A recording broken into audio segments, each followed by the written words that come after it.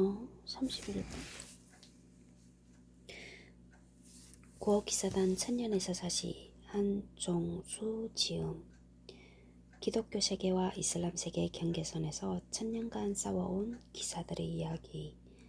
사브른 기사. 자유문고. 지은이 한종수. 서울에서 태어나 고려대학교 중문학과를 졸업하고 롯데관광과 한국토지공사 세종시 도시재생센터에서 근무했다. 어릴 때부터 거의 모든 분야의 역사에 관심을 가졌지만 전쟁사와 지중해 세계의 역사에 매료되었다. 가톨릭 신자로 청년 성서 모임을 하면서 가톨릭의 역사에도 많은 관심을 가졌는데 고기사단 천년에서 사시는 새 관심사의 접점에서 탄생한 것이다. 지중해사, 전쟁사, 가톨릭사. 빨간 책방에 소개되었던 스테디셀러 강남의 탄생을 비롯하여 서서울에 가면 우리는 민주주의를 걷다. 세상을 만든 여행자들, 라멘의 재발견, 제갈량과 한니발 두 남자 이야기, 2차 대전의 마이너리그, 미 해병대 이야기, 이스라엘 국방군 제7기갑 여단사 등 다양한 분야의 책을 내놓았다. 역서로는 황관 이야기, 영락제 화해 질서의 완성, 제국은 어떻게 망가지는가가 있다.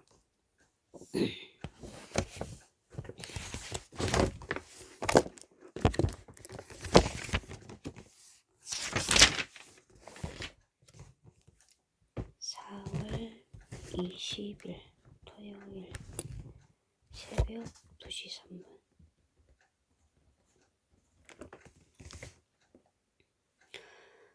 (575페이지) 역대 총장의 명단. 본문에서 다루지 않은 총장은 알파벳 이름 병기, 없는 번호는 대립총장 또는 대리총장.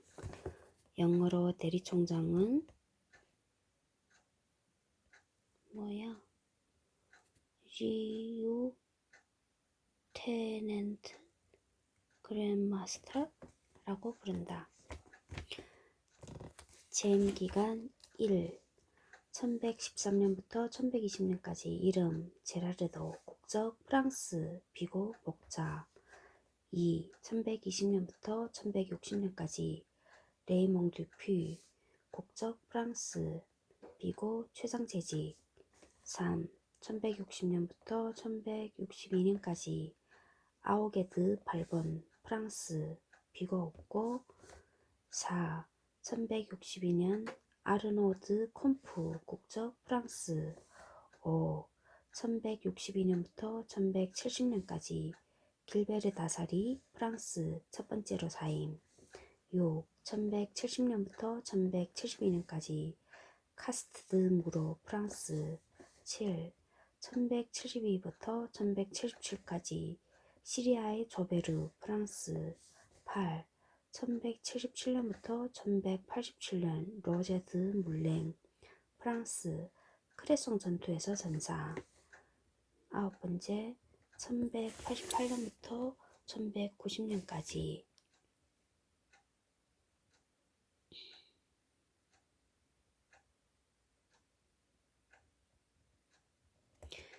아르망고드 아스파. 프랑스.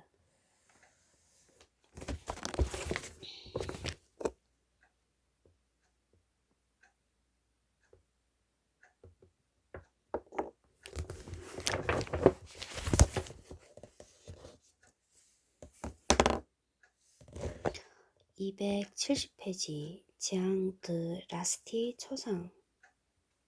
늙은 할아버지네.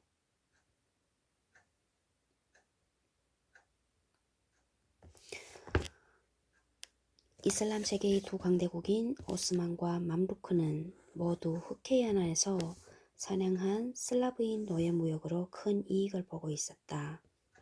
또한 한 산의 두 호랑이가 공존할 수는 없는 법이었기에 서로를 경계하면서 빈틈을 노리고 있었다. 따라서 그 사이에 끼어있는 로도스의 기사단은 언제 무슨 공격을 당해도 이상할 것이 없는 상황이었던 것이다. 1437년부터 총장을 맡은 장드 라스틱은 방어 시설의 확충으로만은 부족하다고 여겼기에 유럽의 왕국들에게 지원을 요청하고 유럽 각국의 지부에서 병력을 보충하려 하였다. 1437년 1400 여기 나오구나. 1437년부터 1454년까지 1454년까지 프랑스 국적은 프랑스 270페이지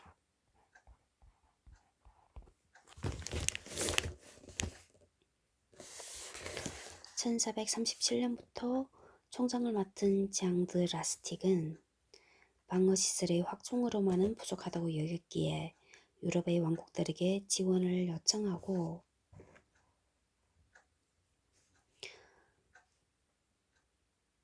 유럽 각국의 지부에서 병력을 보충하려 하였다. 그러나 주된 병력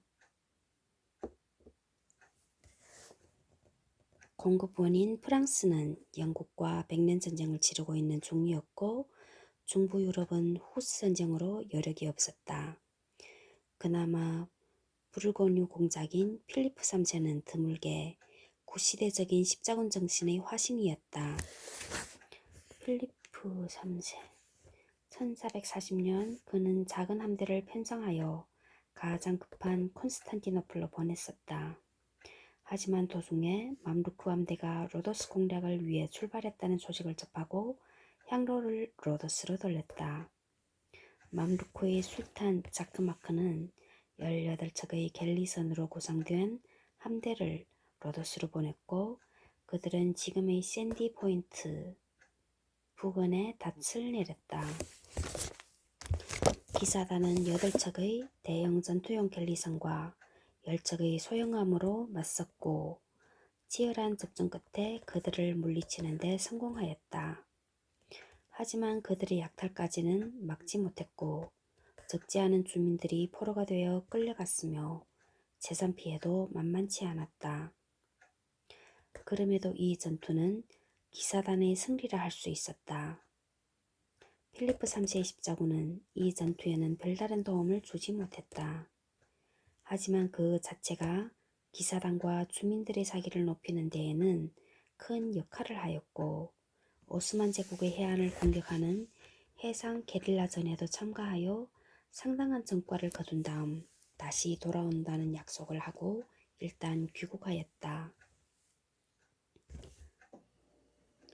라스틱 총장은 귀한 선물을 든 사절단을 이집트로 보내 화평을 청했지만 거절당한다. 1442년 맘루크는 두 번째 공격을 가했는데 대규모는 아니었고 기사단은 이를 이겨냈다. 이렇게 로도스의 전운이 점점 깊어지는 상황에서 1444년 8월 이집트의 대군이 로도스에 나타났다. 원정군의 규모는 18,000명이나 되었다.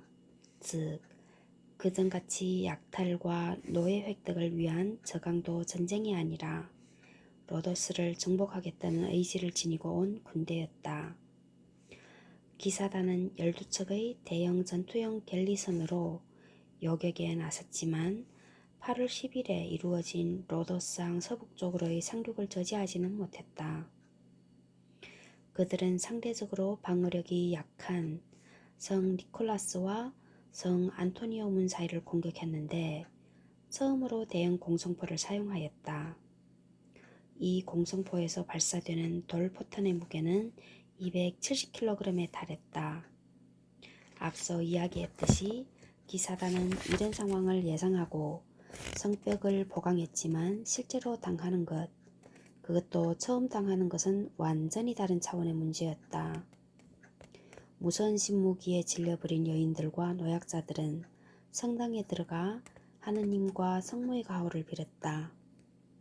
맘르쿠군은 필리프 3세와 카탈로니아에서의 원군이 오기 전에 함락시킬 작정이었다.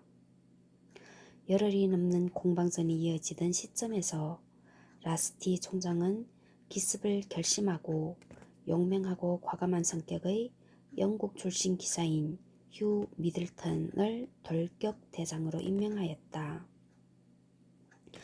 8월 23일 중무장하고 긴 창을 든 기사들이 중앙에 서고 석궁수들이 좌우를 엄호하는 대형을 만든 돌격대는 해가 뜨기 직전 성문을 열고 자신들의 수호 성인인 성 요한을 외치며 과감한 돌격에 나섰다.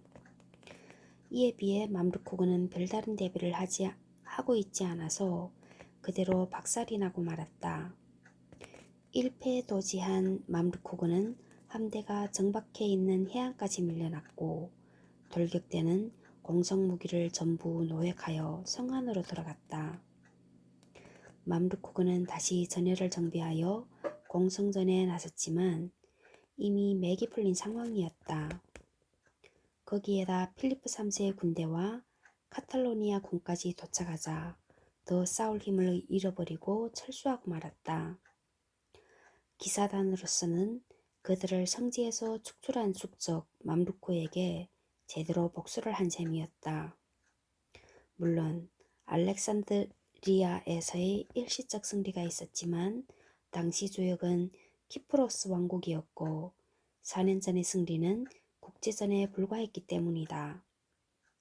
필리프 3세의 함대는 콘스탄티노플 방어를 위해 북상하면서 오스만의 해안을 공격하며 나름대로의 십자군 전쟁을 이어나갔다. 273페이지 바르나 십자군의 패배와 불안한 평화. 여기서 눈을 로도스 밖으로 돌려보자.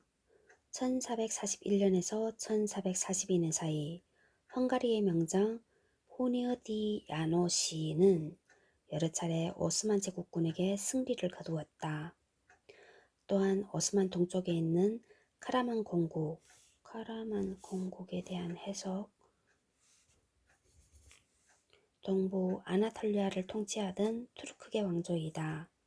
오스만 제국과 맘루크 왕조 사이에 있어 완충국이자 분쟁 지역이 되었지만 결국 오스만 제국에게 멸망당한다. 카라만 공국의 에미르 이브라힘이 동로마의 지원을 받아 오스만에 대항하기 위해 일어났다.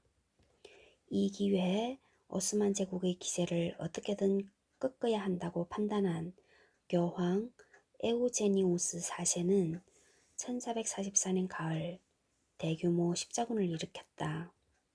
새로운 십자군은 헝가리군과 폴란드군이 주력이었고 보헤미아군, 교황청군, 독일기사단, 보스니아, 크로아티아, 불가리아, 왈라키아, 리투아니아가 보낸 소규모 군대로 구성되어 있었다.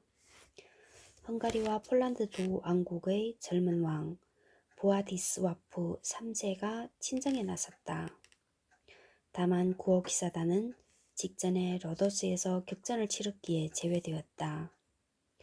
창설 이후 구호기사단이 십자군에서 빠진 적은 이번이 처음이자 마지막이었다. 이 십자군의 목표는 말할 것도 없이 오스만군을 유럽에서 축출하고 콘스탄티노플의 안전을 보장하는 것이었다. 병력 규모에 대해서는 정확하게 알 수 없지만 2만 정도로 추정된다.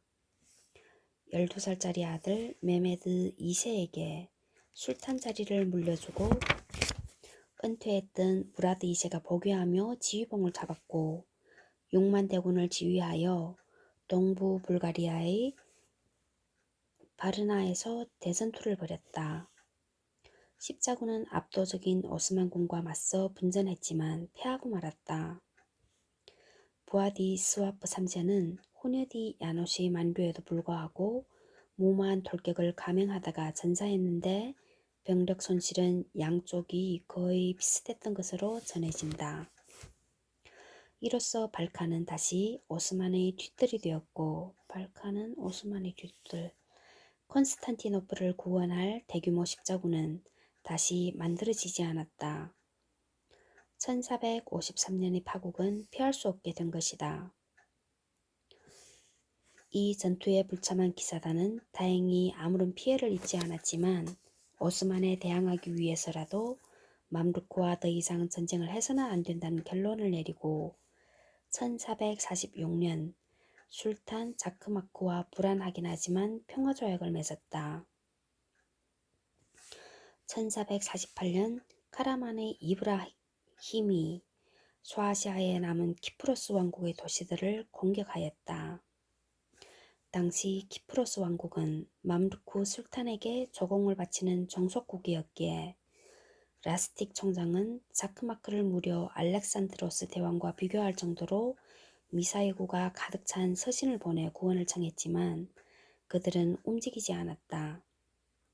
1451년에는 기사단과 동맹을 맺은 한 에미르가 지배하고 있는 항구 도시 알라니아가 카라만의 공격을 받았다. 기사단은 함대를 출동시켜 막아보려 했지만 함락을 막을 수는 없었다. 당연히 라스틱은 자크마크를 불신할 수밖에 없었고 로도스의 모든 이들은 불안에 떨게 되었다. 1450년 7월에는 오스만의 술탄이 보낸 국서가 로도스에 도착하였다. 그 내용은 해적 행위를 중단하고 오랫동안 지속될 평화를 선택하라는 것이었다. 당시 오스만인들은 고어 기사단을 지옥의 파수꾼이라 불렀다. 당시 기사단은 이를 물리칠 형편이 아니었기에 라스틱 총장은 이를 받아들여 해상에서의 영웅적 행위를 중단하라고 지시할 수밖에 없었다. 이렇게 살얼음을 긋는 듯한 불안한 평화가 계속되었지만 오래갈 수는 없었다. 275페이지 메메드 2세의 등장과 격변하는 시대 1451년 2월 무라드 2세가 세상을 떠나고 아들 메메드 2세가 19세의 나이로 술탄의 위에 올랐다. 이 청년 군주는 선왕의 지도하에 제대로 교육을 받아 투르크어와 아랍어는 물론 페르시아어, 그리스어어, 라틴어에 능숙한 비범한 인물이었다.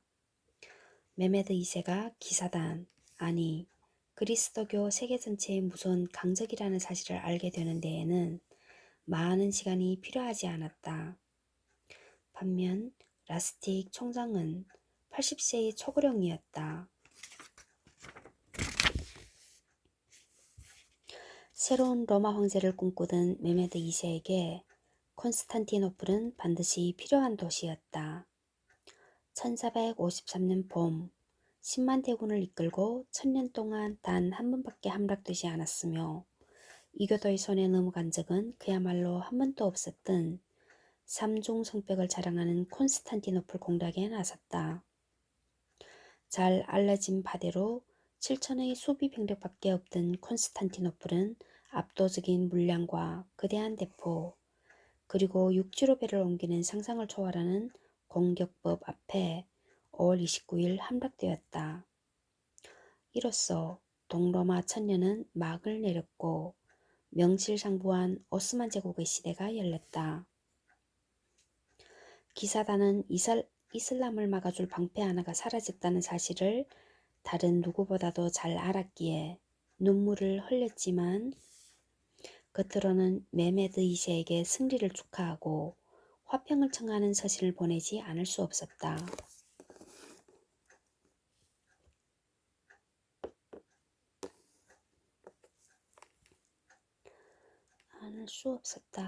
이와 동시에 노 총장은 유럽의 지부들에게 자금과 병력을 보내라는 서신을 보내 궁극적으로는 피할 수 없는 오스만과의 전쟁을 준비하였다. 이 소문을 듣고 싸우기 위해 로도스로 온 뜨내기 십자군도 있었는데 그 중 하나가 20대 중반의 독일 귀족이자 기사단, 20대 중반 요르그 폰 에힝엔이었다. 요르그 폰 에힝엔. 하지만 오스만군은 쳐들어오지 않았고 그는 대신 성지 순례를 다녀왔다. 메메드 2세는 공격 대신 자신을 주군으로 모시고 매년 2,000 두카토의 조공을 바치라는 요구를 담은 국서를 보냈다.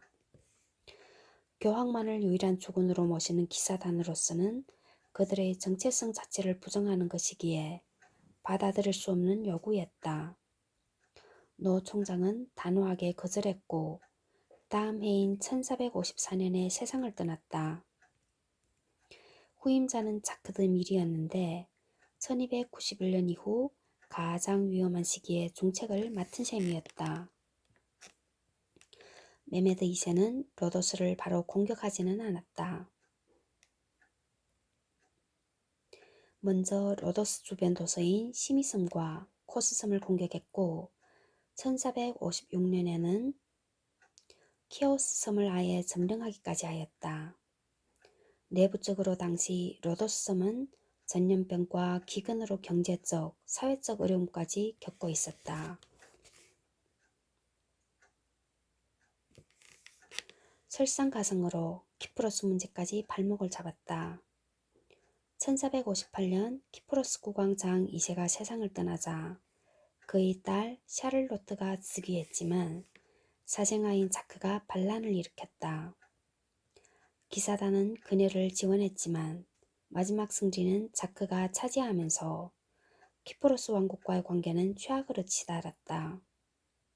나쁜 일은 같이 온다는 말대로 베네치아와의 관계도 최악에 가까울 정도로 나빠졌다. 기사단은 다시 해적지를 시작했는데 1464년 베네치아의 상선을 건드려 이 배에 탄 아랍인 10명을 노예로 팔아먹었다. 이에 분노한 베네치아는 대함대를 로도스로 보내 무력 시위에 나서기에 이른다. 기사단은 아랍인들을 다시 돌려받아 석방하고 배상까지 하여 급한 불을 끌 수 있었다. 미리 총장은 이런 상황에서 동분서주하다가 1461년에 세상을 떠났다. 미리 총장은 1461년, 후임자는 피에로 라이문도 자코스타였는데 이 두 총장은 앞서 말한 대로 방어시설 보강에 많은 노력을 기울인 바였다. 이렇게 어려운 상황에 빠진 기사단은 오스만 제국과 관계 개선에 나서 1462년 조공 대신 선물 명목으로 금품을 내어놓는 조건으로 평화조약을 맺는 데 성공하였다. 하지만 그리 오래갈 수 없는 평화임은 분명하였다. 277페이지 자코스타 총장의 초상화. 자코스타 총장 279페이지 오르시니 총장의 초상. 오르시니 총장. 이를 증명하듯이 메메드 2세는 정복의 고삐를 늦추지 않았다.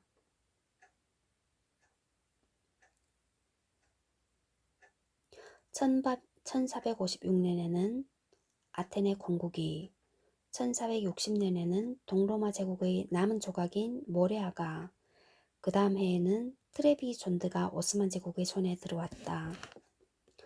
이어서 왈라키아와 알바니아가 신하의 나라임을 자처하면서 기사단은 거의 고립무원의 처지에 빠지고 말았다. 1464년 메메드 2세는 사실상 곡물의 성격을 띤 선물을 증액하라고 요구했지만 자코스타 총장을 비롯한 기사단은 단호히 거절하였다. 당연히 오스만 제국과의 관계는 악화되었고 대책을 마련해야 하였다. 자코스타 총장은 먼저 기사단의 조직을 개편하였다. 우선 스페인 세력의 증가를 반영하여 스페인구를 카스티아 포르투갈과 아라곤 나바르구로 나누었다. 또한 과거에는 제노바나 마르세이유에서 갤리선을 주문했지만 이제는 조선소를 건설하여 자체 건조가 가능하도록 하였다. 니콜라스 탑과 오각형 보루 건설에 대해서는 앞에 다루었지만 오각형 보루는 열병기 시대에 맞춘 최신형 요새이기도 했다. 당연히 많은 비용이 들었는데 필리프 3세가 보내준 금화가 큰 도움이 되었다고 한다. 이 요새들의 건설로 방어 중심, 防御 纵深, 방어 중심은纵深이 더욱 깊어졌으면 물론이다. 자코스타 총장이 이 요새들이 완공된 1467년에 이제는 되었다는 뜻이 세상을 떠나자 오르시니가 후계자가 되었다. 앞서 이야기한 대로 이탈리아 출신인 그는 베네치아와의 관계 개선에 적극적으로 나섰다. 1470년 오스만 제국은 크레테 다음으로 에게에서 큰 섬이자 베네치아령인 에우보야 섬을 포유 공격하기 시작했는데 에우보야 섬 기사단은 두 척의 갤리선을 보내 구원에 나섰다. 비록 섬을 지키지는 못했지만 이로써 기사단과 베네치아는 전우가 된 셈이었다. 교황 식스투스 6세는 팽창하는 오스만 제국을 더 이상 방관해서는 안 된다고 판단하고 해상으로나마 새로운 십자군을 구성하였다. 기사단과 교황령은 물론 베네치아와 아라곤, 나폴리 왕국이 참가하였다. 기사단은 야콥 반덴부르크를 대장으로 삼아 두 척의 갤리선을 보냈다. 1472년 이 해상 십자군은 스미르나를 초토화시켰고 이어서 안달리아, 셀레시아 등 해안 도시를 공격하여 많은 전과를 거두었다. 그리고 육지에서는 오스만 동쪽에 버티고 있는 백양왕조에 대항해서 하얀 양을 상징으로 사용한 투르크 계열의 이슬람 왕조, 한때는 이란과 이라크, 카프카스를 지배했던 대세력이었다. 1508년 사파비 왕조에게 완전히 멸망당한다. 백양 왕조의 군주 우준 하산과 연합하여 수륙 양문에서 오스만을 포위한다는 장대한 계획을 세웠지만 1473년 8월 하산이 메메드 2세에게 패하면서 계획은 무산되고 말았다. 하지만 난세에는 영웅이 등장하기 마련이다.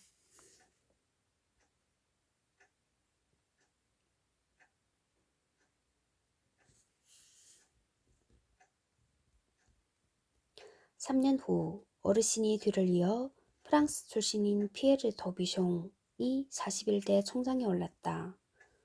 프랑스 출신인 피에르 더뷔숑이 41대 총장. 280페이지. 대전 전야 양쪽의 전쟁 준비. 1423년 프랑스 귀족의 다섯째 아들로 태어난 더뷔숑은 1423년 프랑스 귀족의 다섯째 아들로 태어난 더뷔숑 상속을 받을 수 없는 위치였기에 1444년 21살 때 기사단에 입단하면서 자신의 운명을 개척하기 시작하였다. 1460년에는 37살 때 로더시 방어사령관에 1468년 45살에 오베르뉴 분단장에 올랐고 1474년 51살 로더스 전체의 방어사령관을 맡게 이른다. 그는 기사들에게 신뢰를 얻고 있었고 전략적 시야도 남달랐을 뿐 아니라 당시 유럽을 풍미하고 있던 르네상스에도 조예가 깊어서 말 그대로 문물을 두루 갖춘 인물이었다. 그는 총장에 선출되자마자 유럽 지부에 있는 기사들을 로도스로 소환하였다. 그 다음 해인 1477년에는 군함을 정비하고 탄약과 식량을 비축하기 시작하였다. 1479년에는 프랑스 왕 루이 11세와 교황 식스투스 4세가 8천 두카토의 군자금을 보내주었다. 어이없게도 프랑스 지부는 송금을 차일피일 미루면서 미적거리는 추태를 보였고 참다 못한 도비숑 총장은 자신이 프랑스 출신임에도 프랑스 지부의 기사들을 모두 퇴출시키는 강경한 조치를 취하였다. 변방인 아일랜드 지부도 말썽을 부렸다. 아일랜드 지부장 제임스 키팅은 영국 왕실과 결탁하여 사실상 로더스 본부와 상관없는 독립군주 같은 행동을 했고 로더스에 아무런 기여도 하지 않았던 것이다. 하지만 도비송 총장은 너무 먼 아일랜드까지 손을 뻗지는 못했다. 여기에 대한 해석. 로더스 공방전이 끝난 1482년 도비송 총장은 아일랜드 지부장 교체를 시도하여 새 지부장을 현지로 보냈지만 실패하고 말았다. 유능한 외교가이기도 한